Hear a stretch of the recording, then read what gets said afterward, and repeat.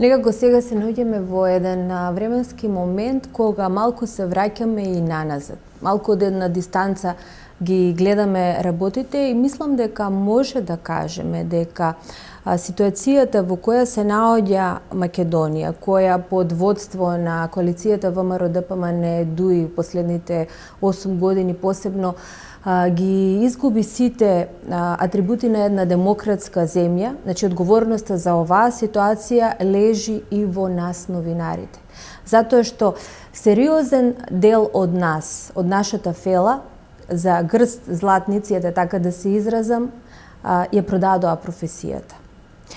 Се ставија во функција на власта. Знаеме дека претходната влада, предводена од премиерот Никола Груевски, од буџетот издвојуваше сериозни пари за да ги подплатува медиумите на име реклами, да се рекламира во најсериозните телевизии во Македонија и на тој начин тие всушност си земаа и за право луѓето од власта да ја креираат и уредувачката политика во овие медиуми. Новинарите тука се најдоа во позиција само на обични глумци, на статисти. Одговорноста на нас новинарите е голема, бидејќи ние на некој начин сите овие години преку највлијателните медиуми во земјава ги дезинформиравме нашите граѓани. Например, цело време одевме со информација дека нашата економија е во подем, дека голем број странски инвестиции доаѓаат овде да инвестираат, дека Македонија доживува економски процут, а од друга страна граѓаните без разлика македонци, албанци и сите останати други припадници на другите заедници пропаѓаа во сиромаштија, владее корупцијата, не се почитува правната држава и секој бара начин што побрзо да ја напушти родната земја. Значи, ние создававме преку медиумите една нереална слика дека Македонија се движи во вистински правец, а реалниот живот покажуваше сосема поинаква слика. Мислам дека е сега времето кога мора да се сврти еден нов лист. Мора да се тргне по еден нов пат ако сакаме вистински оваа земја да тргне напред и демократски да се развива. Пак ќе речам, одговорноста и на нас новинарите. Треба да собереме сила, едноставно да се реструктурираме, така да се изразам, и на секоја идна власт која ќе дојде да и ги поставуваме вистинските прашања, одважно, и да ги бараме одговорите на еден транспарентен начин.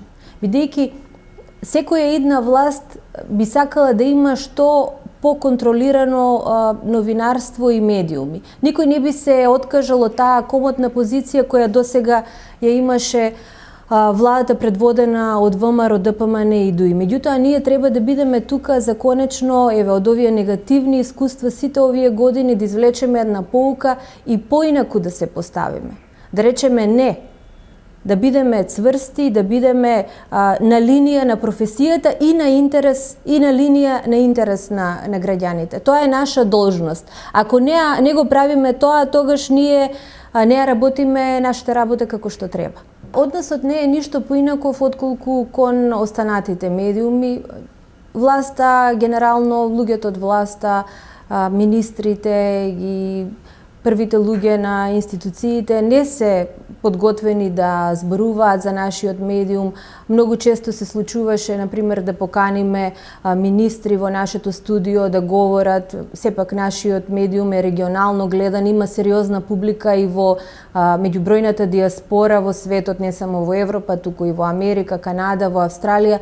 Меѓутоа, можам да кажам дека ниту еден функционер од ВМРО-ДПМНЕ до сега нема дојдено во студиото на Ал Джазира Балкан во Скопје, што на вистина е незамисливо. Ние постоиме повеќе од 5 години. Од друга страна, поранешниот премиер исто така во повеќе наврати беше покануван на интервју, дури мојот уредник Горан Милич, кога го работеше серијалот Алхемија Балкана за Македонија, го покани во повеќе наврати. Меѓутоа, од владата не добивме никаков одговор, ниту позитивен, ниту негативен.